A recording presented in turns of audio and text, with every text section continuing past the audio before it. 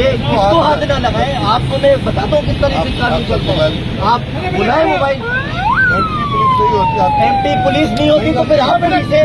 आपको वर्दी पहनने का तरीका नहीं पता, इसकी बेगुरबाजी कर रहे हैं। ये आवाम की खिदमत करने के लिए आप लोगों को यहाँ खड़ा किया है, हराम खोने के लिए नहीं खड़ा किया है। आप लोगों को शर्म आनी चाहिए। अपनी औलादों को हराम खिला खिला के नस्लें खराब कर रहे हो तुम लोग। आपका पीएफ जो है आपके बड़े वो आप जाहिर हो रहा है। आपको बहुत अच्छी तरीके, बहुत अच्छी तरीके, बहुत अच्छी यारो भाई कौन उतारा है यारो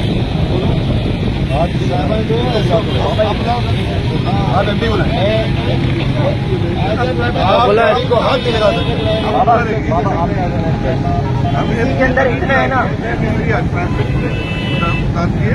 के अंदर इतना है ना, उतार के देखो मेरी जान, उतार के देखो। ये दांत डालने की जरूरत नहीं है। चलो चलो बस ठीक है, बोलो भाई